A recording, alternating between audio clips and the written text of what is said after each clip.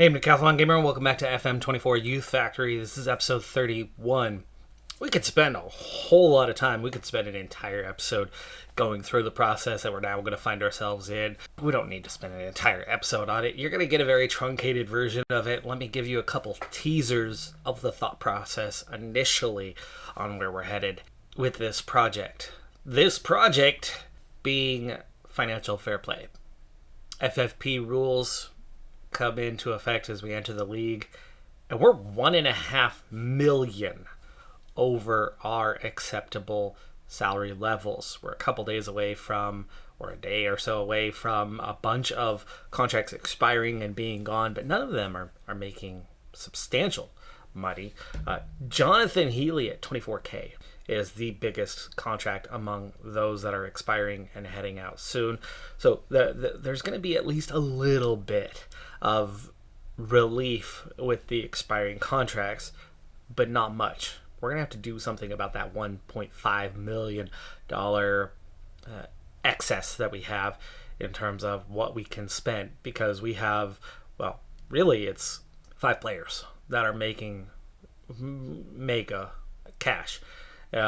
We really cannot, not even close, afford to keep all of them, because those 5 alone already put us over the mark, even if we didn't have anyone else on a salary. So changes are going to have to happen. This was a real surprise. I thought we would be fine. We're not. We are not. But here's the first thing. With the check marks, you can see Kasunga Mutombo, Primus, Healy, Coots are either expiring as it is or have contracts way more than the value of the players. Kasunga Mutombo only played a couple times all this last season, and 95K. If we need to shed 1.5 million, that's 0.1 of that. That's a pretty good dent into that 1.5. Primus, for the same matter, was a starter the year before and has been relegated, is no longer important for the coming season. I had already just at the end of the season bumped him down to the U21s, realizing that we now have better options than him. That's 150K out of those players. So it's a start on that 1.5. It's 10% of what we need to shed. But getting rid of Kasunga Mutombo and Primus may not be as easy. We'll have to get them both listed. And with interest already, I suspect we'll be able to get rid of him pretty quickly from the looks of it. But all in at this point, that's 0.35 of the 1.5 we need to shed. It's nowhere near enough. Nowhere near the mark we're going to need to reach. And this is where things get difficult. For a long time, Redknapp and McFadden have underwhelmed, and they're both making a lot of money. But behind them, as a prime backup, Kamara is kind of reaching his limit. He's only going to get so good. He's making a lot. It's actually almost easier, I think, to get rid of Kamara than it will be to get rid of McFadden or Redknapp, as they are better than he is, and they aren't reaching their limit. They are continuing to grow. If we're going to get over that line, our 6 $500,000 plus paid players. This is annual, by the way. This is not $500,000 over a course of a year. Well, that's a good amount of money. It's a good amount of money. Don't get me wrong. It's a very good amount of money. But comparatively to, like, say, Premier League or something, it's still nothing. These guys aren't making that much. The reality is it's going to take probably 2 players of these 6 to leave us. From them, our 2 defensive mids with no real backup, especially if we're letting Primus go. We don't have an immediate replacement. We don't have depth, and that's what we're going to have to look at to really see who we can get rid of. But one does stand out to me of the 6, and that's Dan Kitching. Kitching's amazing, and I do not want to lose Kitching, but we have 3 very strong center backs. We have Kitching, we have Hassel, and we have Webb. Now, the combination of Hassel and Webb, they are making so much less than Kitching is that it just looks like out of a necessity element I think we're going to have to let Dan Kitching go. And that's really meaning from here, we're kind of down to the decision of which one of the other five, whether it's Atkins, Mortland, Adekunle, or Lanahan Penrys. Who can we spare? To truly know what and where we can go with our money, I think we really need to break down where the money is actually going to start making decisions. And so position by position, I need to know salary and I need to know who can play. This view doesn't really give me that. I'm going to go ahead and make a secondary custom view besides our standard FM Youth Factory view. I think I have enough of something to work with here as we're going to start looking through more on a positional basis.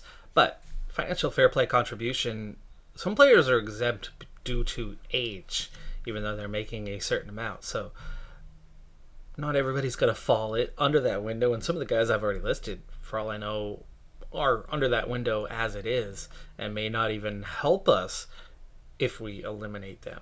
But the big things I'm going to keep an eye on besides their salary is, of course, that current ability and that potential ability, whether they're going to contribute now or later for us. But also injury susceptibility. It's going to be important to know, are they going to get hurt all the time? Or is this somebody who, stays healthy for us, like Sam Julian? Didn't we have a bunch of injuries with Sam Julian? But also that personality, which will help us know a little bit about whether they're going to reach potential or not. At goalkeeper, Sam Julian's the man. There's no one anywhere near his ability. Koulibaly at a 78, even when he reaches his best, won't be as good as Julian. So we do not want to lose Julian. Part of this preparation and get them out of that exempt status, they've got to be registered. So we're going to have to start working on this registration piece as well. The under 21s don't need to be registered, and that's going to really help us out with that one, as well. That's a majority of the players that are out there. I mean, at the moment, filtered wise, that's just the defenders we're looking at. But if you look at all of our players, one of the first steps I need to make is we've got 14 expiring contracts.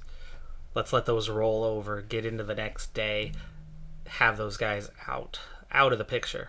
The list includes Grigg, so former goalkeeper, Healy, Coots, Northmore Bud, Marmon Ings, Forbes, Arthur, Duncan, McNally, Doran, Williams, Chan, Sanko, and Jordan, all released from the club, all immediately set free as free transfers.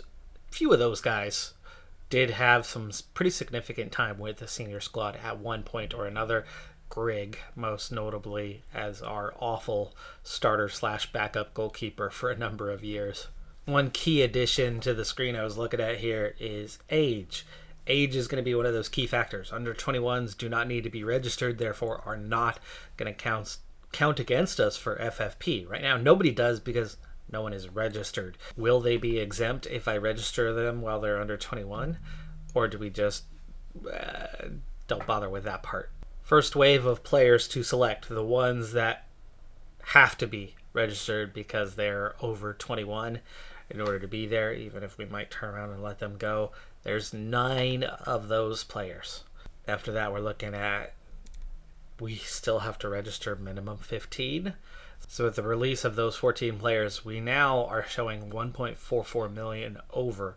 But again, I don't know how that's going to necessarily play out with players that aren't registered. It's a lot to take in as we are trying to sort through this. But for now, it's still showing everyone as being exempt. Well, if there was any doubt about what to do in terms of financial fair play, now is the time to make a move. We've had a transfer embargo placed upon us, which is no big deal. We already have a permanent transfer embargo placed upon the club for this. But what else might be coming beyond just the transfer embargo? Let's go ahead and read into the details here. Club's finances will be monitored on a monthly basis, with the restrictions remaining in place until the club can show that its finances have improved enough for it to be able to meet future financial fair play regulation checks. It's weird how we come into this one because we've literally spent zero money on these players. It's just salaries. And yet we're making a profit. So what they're counting as finances, we have zero debt, And we've gone from zero money to 10 million and managed to do training facility upgrades on a regular basis, to be building a huge new stadium out of our funds without ever going in debt. So it's a little bit of a strange one that they aren't counting much in terms of income, but they're counting every penny and then some debt-wise, and saying that, oh no, wait, you're not playing by the rules. We've done just fine playing by the rules, but what they're counting, their accounting versus our accounting, is not adding up. The big problem with this one that I worry about, and there's no hint of it here, is if and when we get the Everton treatment. How long does that take before that's going to kick in, and that treatment being points deduction? We absolutely don't want to go down that route. That's going to make promotion a lot harder. That's going to be staying at a level a lot harder. It seems like we really just need to find a way to play by their rules. One of the ways, as they mentioned here, is renegotiation of existing contracts. I've just started to look into that process with a guy like Atkins. He's not willing to add. He's kind of got himself selected as one of the guys. So the thing that stands out with Atkins is he's one of two starters. Redknapp, actually. Redknapp's the other one here. I think I might do something with Redknapp regarding this. Atkins is our highest paid player, $615K. Yet he's one of our two lowest current ability guys. I don't have much depth at defensive mid, but what I found looking through the squad is that there's a couple guys on this list that have been promoted that are defensive mids, and really with a 94, they're not that far behind him. Given the starting spot, I think they can take over, and we've already kind of replaced Primus as well. Atkins is now somebody we're looking to let go because his contract expires at the end of this season. It's a whole lot, and he doesn't want to renegotiate. He wants to leave at the end of the contract, which means he's going to be complicated. And with our minimum security, at best, we're rolling over a $615,000 contract. Here's something that's important to note. So Hutchings, who's been a backup goalkeeper at the top level, and based on age, these are guys that are counted against us. Kasunga Mutombo, Primus, and Lewis Hutchings. So yeah, we definitely want to let Kasunga Mutombo and Primus go. Just a quick preseason glimpse at the squad here against Bristol Rovers. We're at home for this one, but they're League One side. We're newly promoted to League Two. They should be kicking our butts, and they're not. More importantly, this, bar one player, this is the roster that I'm expecting to start the season with, or at least by the transfer deadline, have the right players in place. The one player who's not in the starting lineup, Phil Hewitt, one of the new bench guys, but with Adekunle having picked up a minor injury, not cleared to play today, Adekunle sits. But otherwise, Archie Jones to take over from Thornhill with the expected departure of Thornhill in the near future. McCartney in for Atkins with his expected departure. He's played just fine as well.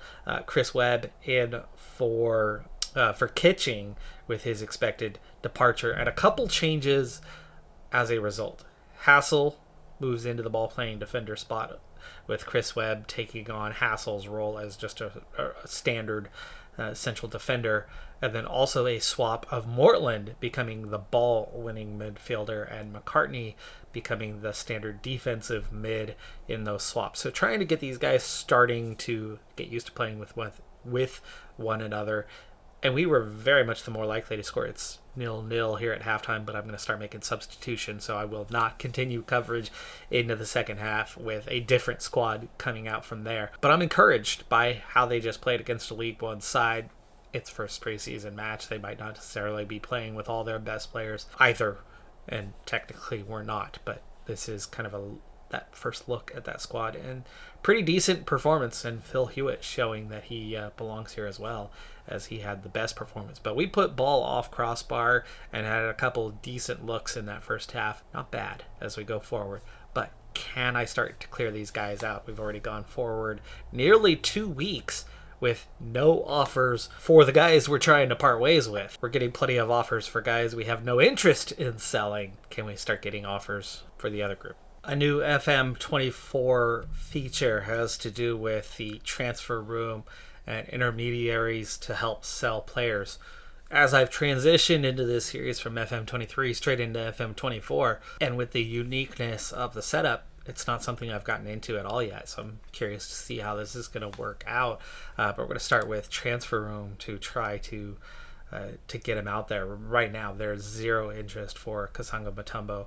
Might have to get a little inventive. I don't need any money back. I think this is all about salary dump for us. In the short term, with the 14 players we let go and the 10 that we brought in through last year's intake back in March, we're down to a squad of 18 in the U18s. That's a good number. That's a lot of playing time for everyone. Great chance to progress. We're down to a 67 as the highest, but he's limited potential. So many players that aren't too far from first team. Only a handful of players that are really far away from first team. And then as for the under 21s, it's actually a much thinner squad. And of course, we're looking to get rid of even 2 additional guys here with Kasanga Mutombo and Primus that we're looking to clear out of the way. Hutchings, yeah, he is making something, but it's only 6K. So as our only goalkeeper here, we'll hang on to Hutchings. But Kasanga Mutombo and Primus to be let go. Now, that's low for our U21s. That's a small squad of just 15 players that we're looking to cut down to 13. However, with that senior squad, we definitely have a few extra faces and some guys that I'd like to make available for U21s, which means we've got just about enough at those levels behind us. It's really just going to be, can we clear the space and get within FFP in the near future, taking it one day at a time, trying to make that first push to see what happens if we can nudge someone out the door, if we get somewhere with that. Just like that, we're getting somewhere. Now, hopefully Kasanga Mutombo, who's on a bit of a salary, will accept something. He is from the Democratic Republic of Congo. These 2 clubs are Congo clubs. So, hometown for him.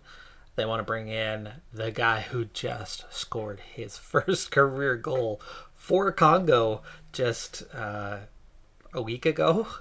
So good timing on that one. He's gotten some attention there. The offers aren't much. I mean, we're talking about 3,000-4,000, but this is all salary dump. That 95K salary that we need to try to get off of. This is perfect. His transfer value a day ago was 10K. We offered him out. Now it's only 6K. It's whatever somebody's willing to spend. I don't care about that. That's pennies. It's this 95K that we need to get off of. So we'll accept both of these and hope that he's willing to go to his home nation. After the transfer room brought no results, Primus, I'm going to see what happens with the intermediary. It might cost us a little money, but really that's not the issue. It's just dumping that salary. So 80 way to get rid of them cleanly. We'll see what happens. No interest in the player at this time. They want to discuss this with... Okay. Let's see if we can convince... Not have to go through the threaten route. Okay, Primus is an issue. I think the simplest thing here forward is to try again with a much less smaller offer, because he does have some value. So we'll see here if we can offer him for a lot less, say like 10K. And with that, 1 player is gone. Kasanga Mutombo is on his way out. He won't play for us no longer. I think he had 2 appearances all last season was all, so he will not be missed. And that 95K salary will certainly not be missed either. But in the grand scheme of things, we're talking about 1/15 of what we need to get rid of. So we're just getting this process underway. Primus is now going to go down to a $0 fee. We just need to try to get rid of him any way we can. There is no interest in Primus. He's got 42K. He's still got more than a year left. That 42K is hurting us. He's not helping me on the bench. I think we're going to cut our losses and see what happens if we can get a mutual termination. And then we might have to just suck it up and release on a free. Well, here's a test subject to see if this makes any dent on the FFP, or whether it still counts against us. We're going to go ahead and release Primus on a free, and we'll see if we're still liable on the FFP side of things. Early preseason league prediction from media is second, and it's not counting against us. We have removed that 40K from the outstanding salary that we need to eliminate, so that's a good thing to know, that we could suck it up and just pay somebody out of pocket to get them off the books in the future if necessary. Still 1.29 million to go, though. Next on my list is Thornhill. I'm going to start by going to his agent and see if we can help. Okay, so we know there's interest from Doncaster of League One, but can we get something going? Right now, he's valued at 160K. I don't necessarily need to cash in 160K on him. This is more about the dump than anything else. But if we can get a reasonable offer, that's the ideal part. So we're starting to play around with 3 guys that we don't necessarily want to give away for free. 3 guys that we want to see leave for some sort of compensation while we're at it, especially in the case of like Kitching and Atkins. We'd love to get the sell-on clause for down the road. But he is interested in speaking to other clubs, so that's a good sign for us.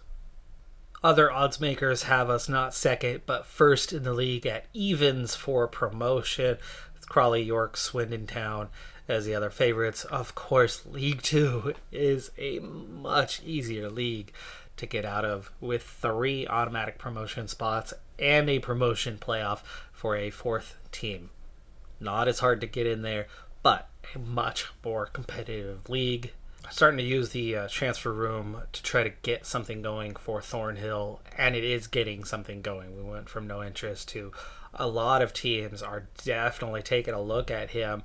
We're just going to have to be a little more flexible to get him gone, but it looks like we're going to be able to get him gone. We were asking for 150K up front, with a lot of interest being generated out of that, especially 3 teams starting to come in. So we could drop that down a little bit further. I'm not asking for a loan back on Thornhill, but I am asking for percentage. And I was at 25. We'll drop that to 20 just to get a little something going. But I don't think he's going to necessarily sell for a lot later anyway. This is more about getting a little something plus the salary dump. And we start the season off here at Port Vale. Road match to open the season. Not the easiest setup that you're going to have here, but we had a number of preseason injuries to key guys. Adekunle, just back, first match back today. Davidson, Anahan Penreese. Both are on the recovery side, and both were cleared to play 45 minutes. So I put them on the bench. Thornhill, right as we're trying to offer him out, also picks up a minor injury, but he's cleared and available.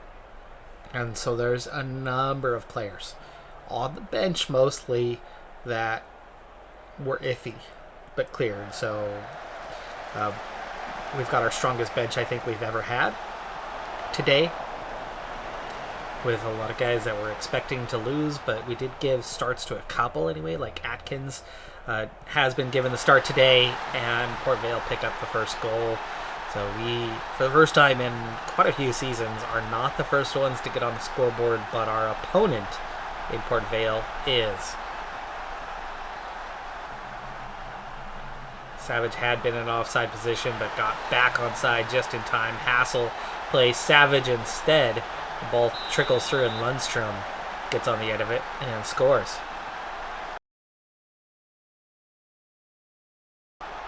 Portland finds Hewitt. Hewitt cuts inside. Good chance there, but Oxborough might have had it covered. Might not have had it covered, but it was off target. We are possessing well here. I say that right as we then go and make a bad pass and give it away. And here they go again, getting us... Oof. Lundstrom, was he offside?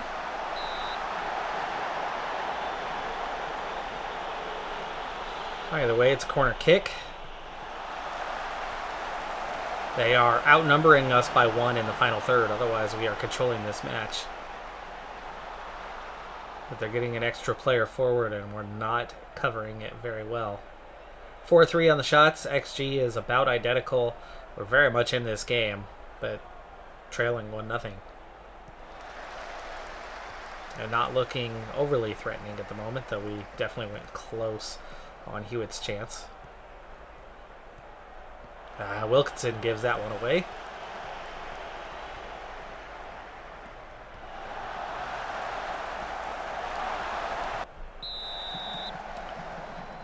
Davidson on for Adekunle to start the second half. Adekunle also coming off that injury, so splitting their time. We'll get Lanahan Penreese in fairly soon. Wilkinson getting a chance to do a little bit more. Hewitt's having the best game of anyone, so we're going to go ahead and leave him on instead of pushing Adekunle, who's coming out of his injury, into a risky position at the wing. Wilkinson, free kick and goal. It's level. We've played an hour. Wilkinson with the left there. Clearly goes around the wall. It was up to Oxborough to cover that left-hand side. He was a little bit too down the middle. Reacts very slow to that one. That's an easy decision for Wilkinson to go to the upper corner like that, and actually really converts that quite easily. The keeper had no chance there. Big opportunity on that one. We eventually get the ball away for the throw-in, and this is that follow-up throw-in. McKnight now under pressure. A little bit too much space there. We get a block on, and we suddenly have one guy on a yellow, and Atkins.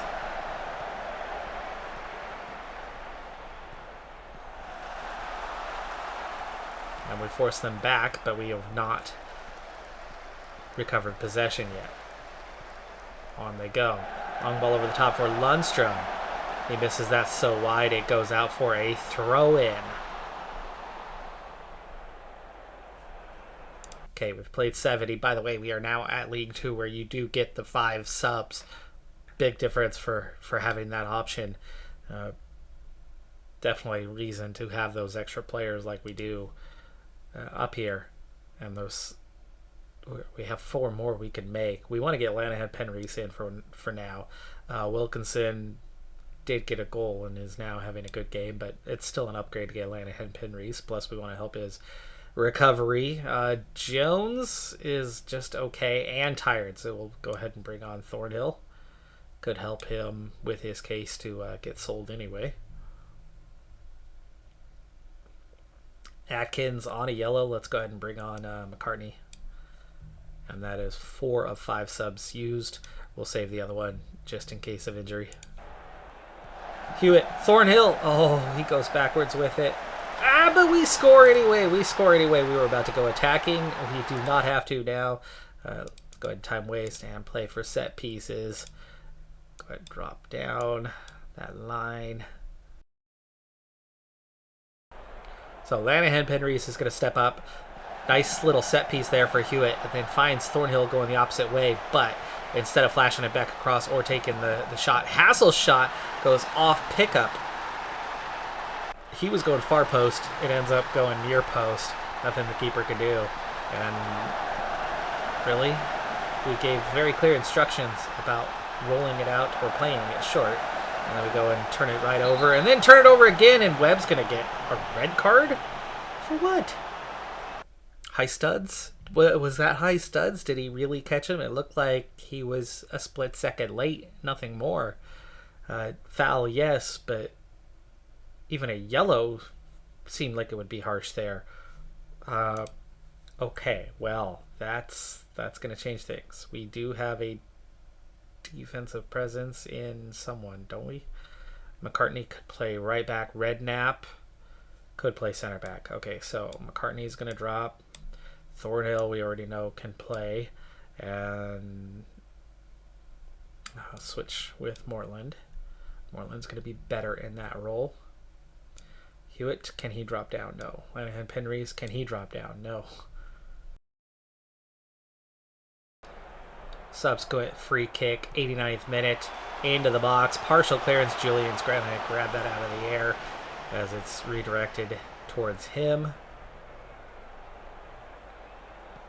potential come from behind 3 points here would be huge, especially when you add in a red card.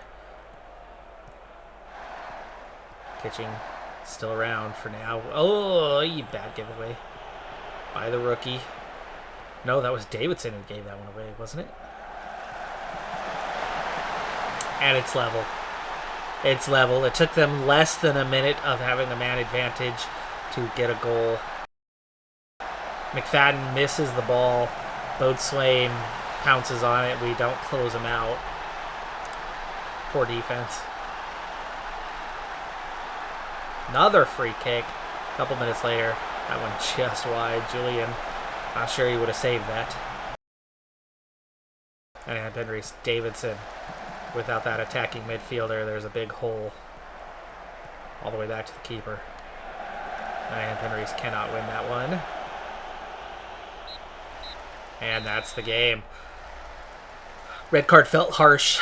The red card resulted in the draw instead of the victory. Oh, and that was considered an own goal. That I know it went from far post to near post, but it looked like it was on target.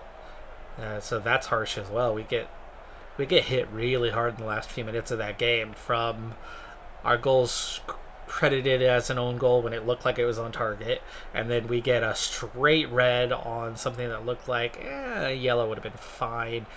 A foul, okay, fine, but for being a split second late, that felt harsh. Unless it was studs and we just really didn't see it properly, and I'm assuming that's probably what ended up being the case. Either way, felt harsh, but doesn't mean it was. But then to have them get back-to-back chances in the immediacy and get that goal inside of a minute through poor defense on our part, did not adjust well, even though the adjustments were coming in. But in the grand scheme of things, in terms of XG, they deserved their 2. We only deserved 1, so we're kind of lucky to get away with a point to open our season in League 2. That's going to do it for this episode, though. I'm Decathlon Gamer. Like, comment, subscribe, and I'll see you next time. We've got 2 out of the 5 players that we need gone. We're working on drumming up interest on that third one, getting that offer somewhere to where it's going to, give us what we need, or at least get something out of it. It looks like we will get something out of it with Thornhill. It's just a matter of time, and then we'll move on to the other 2. But we still have a little while on the transfer window for now, and even then, I don't think we're going to get in trouble if we wait until January to eventually get these last couple guys out of here. Like, comment, subscribe, and I'll see you next time. Have a good one. Be safe out there. Bye for now.